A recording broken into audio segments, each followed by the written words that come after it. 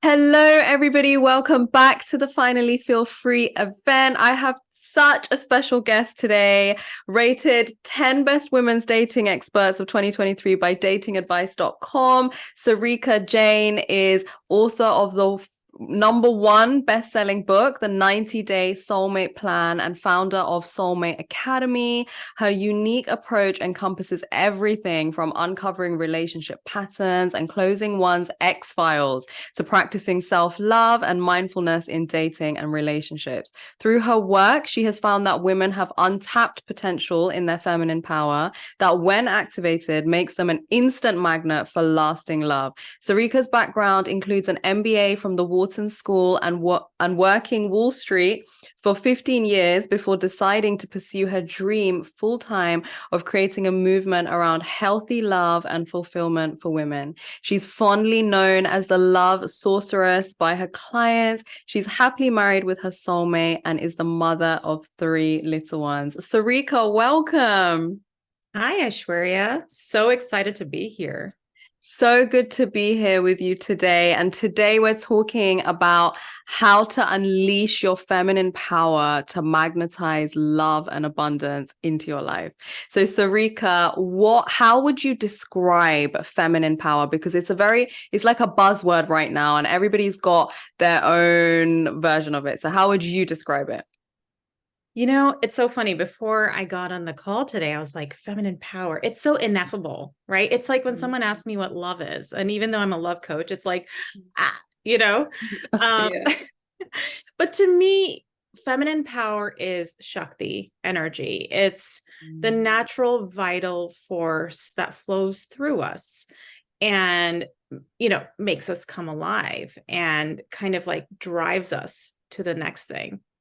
And you see that a lot of kids, they are in their natural power, you could say. I mean, whether you can say it's like pure Shakti power flowing, I don't know about that, but they're authentic. They speak their truth. They do what they want. They're energized. They don't have life's baggage, bringing them down, and they're doing their thing, And so part of being in your feminine power to me is about going back to your soul essence, Mm. going back to your natural innate radiance and releasing blocks so that this Shakti energy can flow through you and Mm. kind of like just like make you come alive. Yeah, because we all have Shakti power within us, and it's kind of this thing that is natural. Like you say, it's natural for us, but when things weigh you down, like Mhm. blocks or trauma, whatever, then that's when, I feel like it does dim your radiance and it does just not allow you to flourish and blossom. So I completely get what you're saying. So today we're really talking about how to like magnetize love as well. And I know that I've met women in my life that, because initially people think, oh, if you're very beautiful and you're successful and all of these things, it's going to be super easy for you, to attract love. And it's not always the case. Like it's not you, that's not actually the formula. So what do you think? What is this? How do people magnetize love? Because there's just different people, different walks of life, and you can't predict do you know what I mean? So what would you say? Yeah. So, I'll just briefly share. I was working on Wall Street trying to find my soulmate. And at that time, I was looking for my husband. I didn't even know that the soulmate concept really existed. Oh, okay. And I read every book on love and dating and, why men marry bitches and you name it, the rules. Mm, And I followed them to a T. And mm, I met an amazing man and got married to him. And a month after we got married, he broke up with me and he told me that he couldn't be with me. And I begged him, like I was heartbroken, of course, because I was so sure he was the one, right? And I was that smart, successful woman who'd done everything and was talented and kind and all those things. mm, And he told me that he didn't feel safe with me. He didn't trust me. That I kept people at a distance from me, right? And that I was too controlling and that I wasn't the same woman that he fell in love with in the beginning. Okay. So those were like majorly ego busting. So that's part of the Mm. journey of love is ego busting. Mm. And that night I cried in my sheets and I wanted to end my life. Mm. And a voice came from my heart that said, I need spiritual healing. And the very next day, I met a psychic and she told me that I was blocked, that my heart was blocked and my sexual chakra was blocked. And if I didn't clear them, I would keep attracting the same patterns over and over. It would be like Groundhog's Day. And she called me a magnet for heartbreak. Oh. Um, so it was true. I had to like go through this process of really learning to love myself and Mm. raise my self-worth. My self-worth was very low, even though I was successful in my career, right? That's the irony. And I Mm. think that's the paradox, right? The personality that gets developed because of the low self-worth, right? You become a high achiever. Mm. You seek that out in love, you seek that out in your work, right? And so if you can marry that high achieving side, right, with your authentic side and really start to come to like learn to love from this authentic powerful place, then you start noticing just a shift in your dating experiences and you become a magnet for healthy love. And these secrets I actually learned from a Buddhist monk, from the Romanian gypsy psychic. It wasn't from all these books, although the books were great. I still recommend them. But there has to be this inner wisdom, this knowledge around love, this art of relationship that has to be cultivated. And as women, it's our birthright because the feminine is about relationship. Like if you look at Shakti Shiva energy again, again, it's not that only Shakti energy flows through me. I have both Shiva and Shakti energies, but Mm. Shakti energy is like in essence, in the human form, it's relationship oriented. It's manifestation, physical manifestation. And Shiva energy is consciousness, it's awareness. And so you kind of have to marry the two. And so for me, I've learned that as a woman, we have to learn about ourselves, know ourselves, love ourselves, and also learn the art of relationship and lead people through relationship. So I call it emotional leadership. And so when you're in Mm. that space, you start dating from a different place. And I have a formula. It's called soulmate dating formula. I'm actually writing the book right now on it. And it's about, how to date to find your one quickly in this magnetic state. Mm. So I love how you said, that people can be super successful, super kind, super beautiful, whatever, but they can also have that low sense of self-worth that does tend to attract partners that many of their friends are like, that's interesting. Or even them themselves are thinking, I've done all of this and I'm still attracting partners like this, and I think you've put it perfectly, because deep inside you're kind of putting your self-worth on all these other things, but that doesn't really get you very far in relationships. So, and I love how you said like emotional relationship leadership. I think that's amazing. So what is that self-worth that we need to cultivate in relationships? Yeah, I mean that's the $1 million question, I think, because Yeah. it's an art, right? Learning to really love yourself. And I have Mm. 4 different areas that I help women focus on: spiritual, mental, physical, and emotional. Mm. When I started working with that psychic, she explained to me, Sarika, you don't have a foundation for love. And if you don't have a foundation, then anything you build on it is going to crash, right? It's like a house of cards on sand. And Mm. so building that inner foundation that, through practices, through self-awareness, through mindfulness, through, different pleasure, self-pleasure, for instance, connection with higher self, God, whatever. Mm. These are all the ways that you build your foundation, right? Mm. And so anything that you build on top of it, your career, your love life, your children, even once you become a parent, right? Like this is why I think this is the work of the lifetime, you Mm. know? Um, and that's how I would say you rewire yourself for healthy love because, like you said, so many of us are attracted to the unavailable man. Like this is the number one blog post on my website. It's like, why do I attract emotionally unavailable men? Mm. It's true. It's because women were magnets for it, because mostly like us high achieving, go getter women. Look at, Carrie Bradshaw in Sex and the City, right? She was Mm. always about Mr. Big. I mean, all of them were, right? They were into the elusive man. Mm. And who is that elusive man? Right? The father that you never got to please, or, wherever that male person, the image in your psyche came from. Mm. Even the mother that you could never please. It doesn't have to be, I call it the father wound or the mother wound. Mm. Or it could be, you could have had a great childhood, but you could have had just a string of bad dating experiences. Mm. And that starts to build a wall around your heart. And I call that the X-Files. And Mm. so there's different ways that we, block this love in our lives and lower our self-esteem, because we're so needing of other people's approval for our survival. And that's a childhood programming. So Mm. again, people pleasing is such an old programming that we also have to overcome. So those are the different ways I would say you can raise your self-esteem by how you talk to yourself, how you love yourself, and start approving of yourself. You don't need anyone else's approval.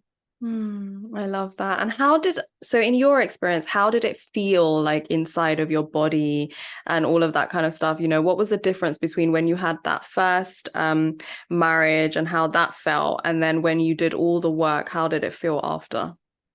Oh my God, such a great question. Because, women are like, I don't feel butterflies on the first date. And, it's funny when you're with the right guy, it feels like home. It feels peaceful.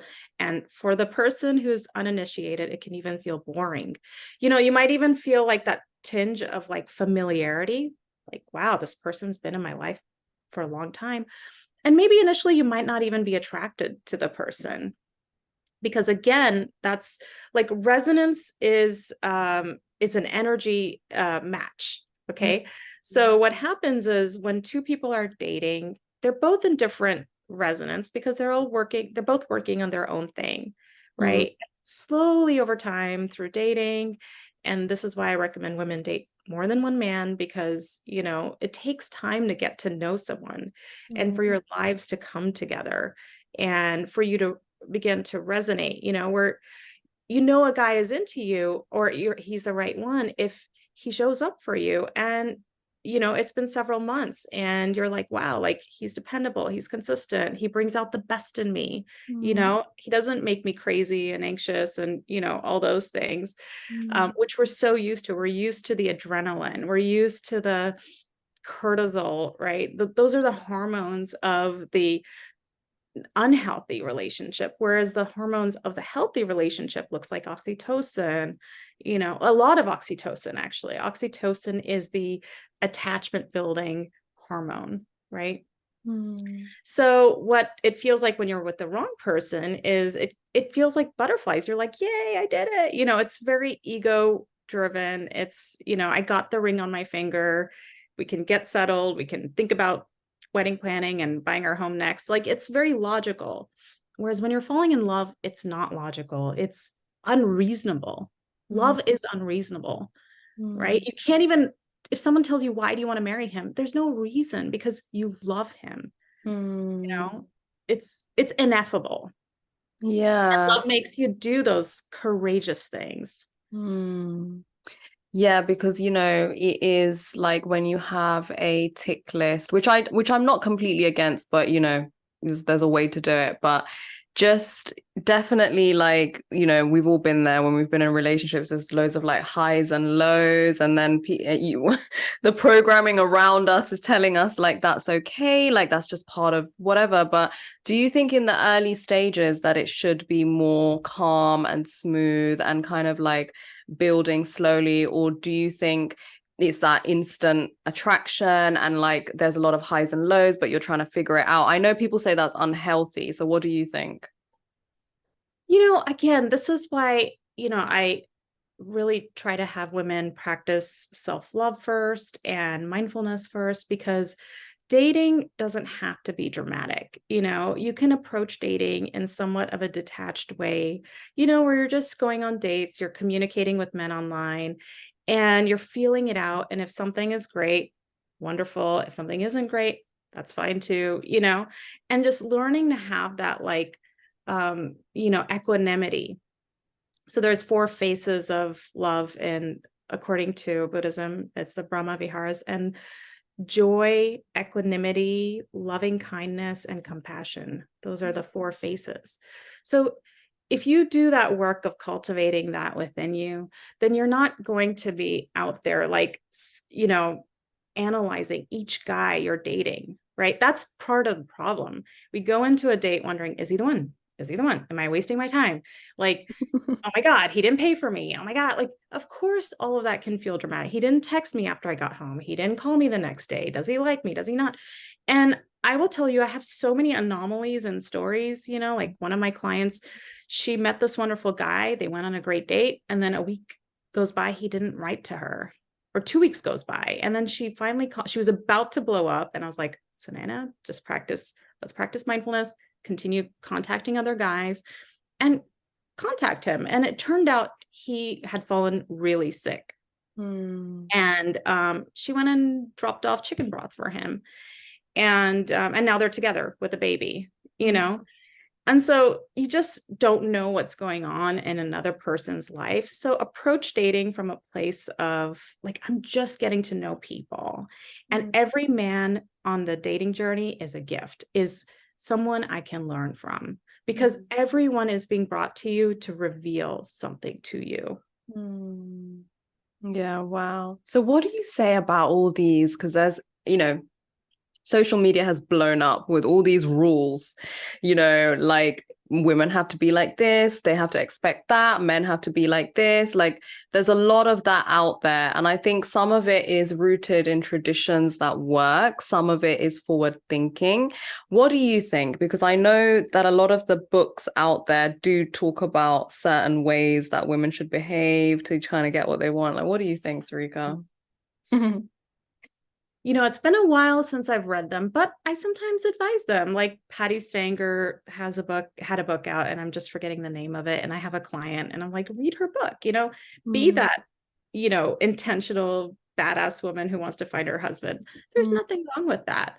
I think that there are certain things that women can do to feel sexy, look beautiful, be a better partner, be a better, it's okay to be someone's trophy wife, be the beautiful goddess you're meant to be, put that in your profile, make your profile stand out. Your profile has to show your goddess self. Otherwise, what's the point? It's we put our best selves in our resumes, but we don't do it for our online profile.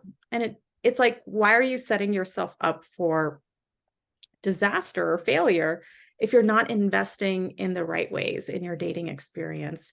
So the checklist does kind of work. What I would say is more base it on your values. Does a person support you in living your values? And that's something that's discovered over time.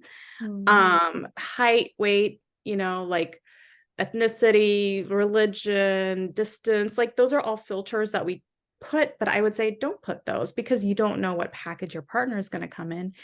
And dating is about learning about yourself, right? When you do this, when you date from a place of self-discovery, that's another framing that I like to use. It's a self-discovery platform. Then the right partner is going to show up, because you're not in your ego state. You're just being open, and you're being curious, and you're learning how to be feminine. So that is something that I think that is of value in books, is how to be feminine, how to flirt. These are all skills that women have forgotten, because we've been in the corporate world for too long. So we use manipulation, we use sex to create connection. We manipulate men to loving us. But what if you could become that natural flirt, become irresistible. And so, yeah, that there's a lot of value in that.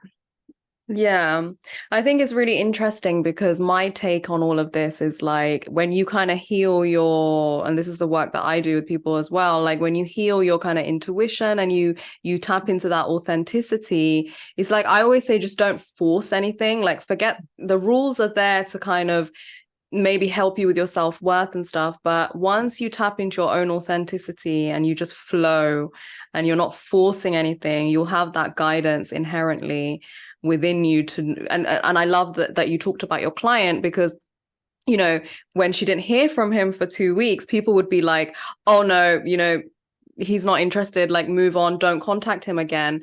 But because you were able to guide her or she used some kind of wisdom, she was able to mold that situation into what she felt was right and it worked out for her. So it's not all about sticking blindly, like maybe have awareness of it, but once you are like you say, like you've done that inner work and you're really in connection with your heart, and you've got rid of all the people pleasing and all of that, then you will have that guidance, I think.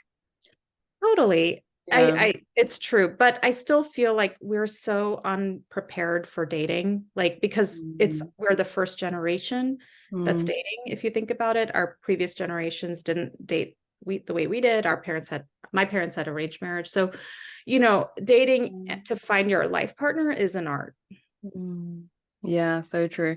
And what would you say to the women out here, that think that they're maybe too old or like they've already had like been married and it didn't work out? And I know that, there's a lot of content out there, which I don't agree with as well, that really talks about women's age and all of this. So what advice would you give to somebody in that kind of situation? Honestly, it doesn't matter how I know a 97-year-old woman who met her dream partner in a retirement home. Wow, that's And such a isn't beautiful. it so beautiful? I Yeah. know. She was such a firecracker. This is my friend's grandmother. She's just living life to the fullest. Her husband had passed away. She still, decided to live her life. So honestly, I've had clients of every weight, height, shape, age, profession meet their partner. So I love it's it's dependent on your soul. If your that. soul is calling for meeting your partner, your soulmate, then your soulmate is seeking you. It's like a universal principle. It's an energetic principle. Whatever you're seeking is seeking you. So Mhm. if your yearning is true and holy to find your partner, which I do think it's a holy quest, then your partner is waiting for you. Mm. And that's one thing I've seen with all my clients and the guys that they marry, including my husband. He was like, Sarika, I've been waiting for you. Like, you are the one I've wanted to be with all my life. And I will not, he's like, I won't marry anyone if you pass away or something. And I'm like, look, don't say that. Mm. But every guy that becomes the partner for my clients, they're just like, wow, thank you. Like, I'm here with you, and they're so grateful. They're so blessed. So your partner is waiting for you. That's another message I have for women is don't wait. Like, your partner is waiting for you. Your future children are waiting for you. Mm. And the only thing that's blocking you is you. Like, in a way, like you're not honoring this part of your life. And many women don't because we're so focused on our careers. And Mm. there's nothing wrong with that. But it's kind of like womanhood is about balancing the different things, and certain things take priority and certain things don't. And that's just how life is. Mm. Oh wow, that message was just so beautiful. And what would you say to the women out there that maybe are in a situation where it's kind of like there's a real connection and they're seeing the potential of somebody, but it's just there's so many obstacles and it's not really like working out, and some people can feel like, oh, that's the person and now it didn't work out. And there's all sorts of things that we go through in dating. Like, what would you say in that situation? Because I know a lot of women and men are in that situation as well. So, do the work. So I have a book. It's called the 90-Day Soulmate Plan, and it gives you the exact steps to preparing for this love. And trust me, if it's the right guy for you, he will be sending you flowers Hmm. because And that's how. you can't, do you think you can't miss the right guy? No, you can't. Okay. Because you manifest your partner. It's not just Mm. that there's like this person waiting for, I mean, I just said that there's a person waiting for you, but really what's going on is you manifest through the ether, you know. Your manifestation starts on a spiritual level, on an etheric level, and then moves down in density to meet you in the physical form. Okay. And it shows up through people. So your right partner could be 5 blocks from you, could be the person you're dating right now, but you have to turn this person into your partner. I'm not saying manipulate this person to being your partner, but you have to be the one you want to attract, right? And you have to use these principles of becoming relationship ready, because look, God won't send you $1 billion unless you know how you're going to spend it, how you're going to steward it wisely. Same thing with the partner. Your partner is someone that's being sent to you as a gift. I think, I mean, that's one perspective, right? That's what my healer used to say to me. She was always like, your partner is a gift from God to you. Like, how will you treat this person? If you're not ready to treat this person with understanding, love, respect, and work through your own, you know, triggers, and, you know, work to create harmony with this person and co-create life with them, then you're not ready and you're going to sabotage this relationship. So I think there's a little bit of like universal intelligence that's flowing through all of this. Like, when you're ready, your partner will show up and he'll want to put a ring on your finger, because he's going to be so turned on by you, so attracted to you and the vision that you guys are creating together. It's masculine energy wants to penetrate that. And yeah, and I think because I think it's really important for people to hear that if someone is for you, you can't mess up, you can't miss that opportunity, because I do sense that some people are in situations they don't want to be in because they're trying to like make it work or whatever. But actually, like, the person you should be focusing on is yourself, and trust that higher intelligence, and trust everybody that comes into your experience as like a mirror to teach you something. And if one of those people ends up being your person, great. But if not, then carry on, because, you know, you can't get it wrong. And if it's for you, it will come back in a way that pleases you. So I have a process in my book called Closing Your X Files. And anytime my clients do it, their exes come back. It's so funny. They'll message them on Facebook, they'll show up in their field some way. And it's almost like, you know, like I was just talking to a client who's getting married in December, and she said, Sarika, that guy who ghosted me in the beginning, the one I was heartbroken over when I came to see you, he's back in my life, and he wants to restart something. And I had to tell him I'm getting married in December, you know.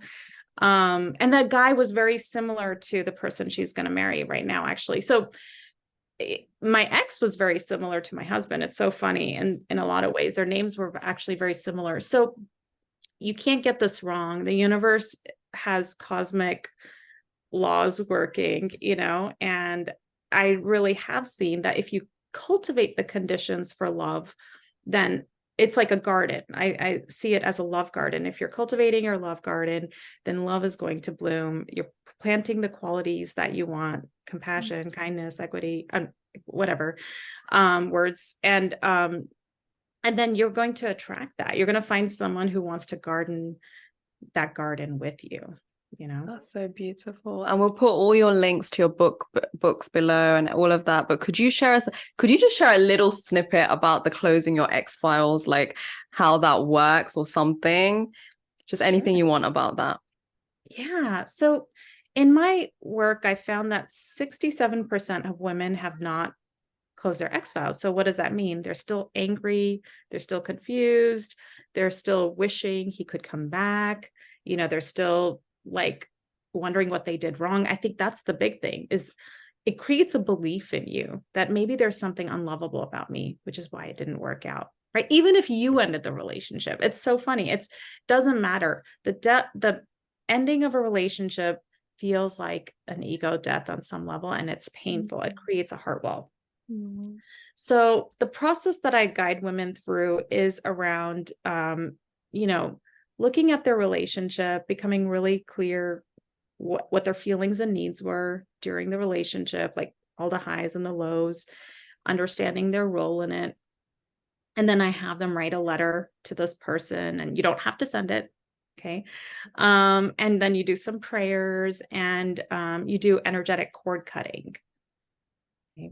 And so, and you can do energetic cord cutting with anybody, anyone who you felt took your power away, your parents, exes, colleagues, even bosses. So yeah, I have them do that. And in this process of, going, and I call it healing, like going through the catharsis process. So for instance, let's say you stopped at like anger with your ex. Well, you need to complete the catharsis cycle, the grief, the sadness, the despair, the depression, whatever, the acceptance, the upturn. If you don't go through that process, and it could just take a day or it could take a week of just allowing it to flow through you, then you're energetically just releasing, the pain. And so you're free. Like I call it becoming baggage free. And it does work. It's worked 100% of the time. I'm not guaranteeing it works in a week. It could take a month sometimes, but no matter what, when you're doing this work, you're calling in your soulmate because you're tender. Your heart is tender. I remember when I was doing this work, I had like pimples all over my body because I was so angry. I was like, all my rage about Yeah. everything came out, Yeah. and I had to sit through it. I meditated through it because I wanted to see the sensation. I wanted to be there for all of it. And despite that, men found me attractive, which I found so funny. I was like, I am like processing the deepest anger and rage. And yet there's a tenderness in it. There's a vulnerability. Yeah. And attraction it really is like skin deep as well. Like it's not all about, and I love that you say that you've had clients of all different shapes, ages, everything. That's really important for people to hear, especially with the kind of certain narratives that are going around. So I'm glad you said that. I have absolutely loved this conversation. I just know that our audience is going to get so much from this, and what are your last, like, do you have a final message for anybody that's looking for their soulmate right now? Just look in the mirror every day and say, I love you deeply and profoundly. Like look deeply into your eyes and just say that to yourself. I love you deeply and profoundly. This is something I actually learned recently from a metaphysics teacher I'm working with. And I was like, this is beautiful. I'm going to do this and I'm going to suggest it to people, because at the end of the day, when you can do that for yourself, you're going to start attracting that into your life, and you deserve that. You are enough. Amazing. So quickly tell us about your free gift that you're giving to everybody that wants to be part of your community as well. Sure. So I have a love magnet quiz.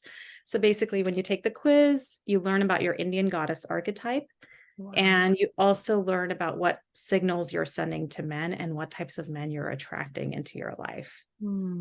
Amazing. That is so, being from a Hindu background as well, that really excites me, and I can't wait to do that. So that will all be down below, and you can go check out Sarika's book, her quiz, be part of our community, and yeah, just start your journey and get support on anyone out there finding their soulmate. Thank you so much for being part of this event and for this beautiful conversation. Thank you so much, Aishwarya. I'm so excited about this summit. It's lovely, and you are lovely. Thank you. You too. Hello, Soul Family. I really hope this interview helped you to finally feel free. Remember, it's not too late to be part of the VIP Sacred Circle, and at 99% off, I'm super excited to invite you to lifetime access to all the interviews and the complete event schedule so you can customize your viewing experience. You get an exclusive all-access gift pass, which means you can dive straight into the virtual goodie bag of gifts right now. You get a private one-to-one future projection session with me, where together together we will craft and connect with your highest timeline 5D quantum future self. You also get a transformative month in the Sacred Soul Experience Mastermind, where we break through constraints of time and take leaps in health, love, wealth, and spiritual alignment. You receive laser coaching for your questions and create breakthroughs in your personal journey. This offering is here for you for just $99, and my intention is to support you wholeheartedly on your journey towards inner freedom, conscious love, and celestial connection. Act quick. This is a time-sensitive offer and will be updated after a certain date. So much love.